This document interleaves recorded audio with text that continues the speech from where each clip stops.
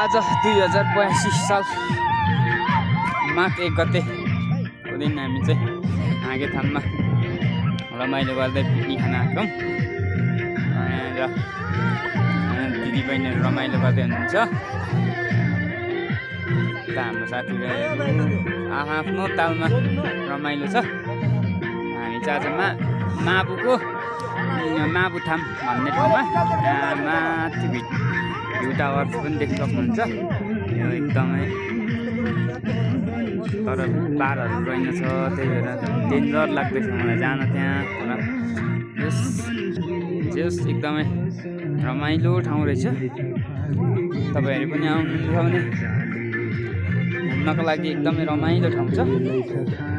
Picnic place पनि दामी छ, खुल्ला ठाउँ जति नै भए पनि एकदम रमाइलो ठाउँ छ। खानासाना खाएर रमाइलो गर्दै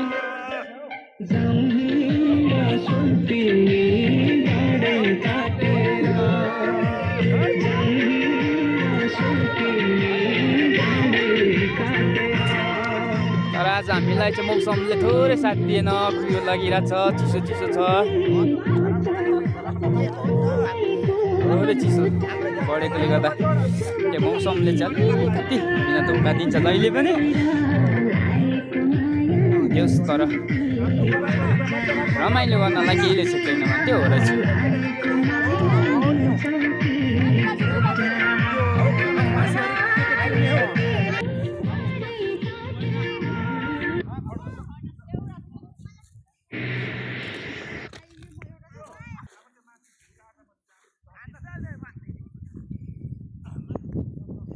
चौरहरू चाहिँ एकदमै सुन्दर छ।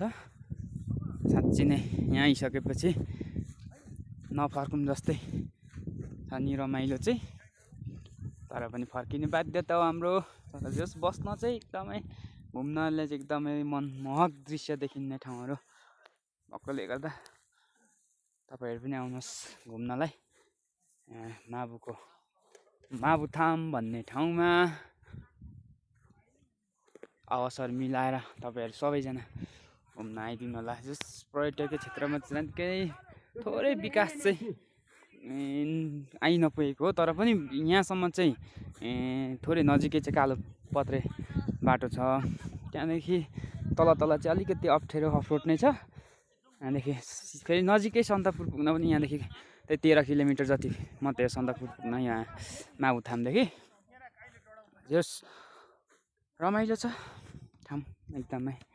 हाम्रो साथीहरू पनि एकदम रमाइलो गरिरहेछ।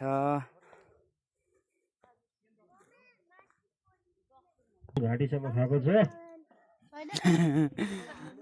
सुँगुरको मासु घाँटीसम्म मात्रै होइन, यहाँ त पुरै उफ्रेर लु बधाई छ तिमीलाई। हो लु हेलो हेलो भाइ बहिनी जेठो त कोही छैन होला र पनि भाइ बहिनीहरूसँग मेरो अनुरोध के भयो भने हामी यहाँ आएर यहाँ के भयो भने एक ठाउँ सदुपयोग गरौँ। हाम्रो होइन ओ सधैँ अब यस्तै ल है चेलीहरू हामी भाइ बहिनी चेलीहरू हाम्रो बुहारीहरू हाम्रो कर्तव्य चाहिँ पहिला पालना गरौँ अनि त्यहाँबाट नाचौँ गाउँ अनि सबै हाँस्दै खेल्दै जाउँ है।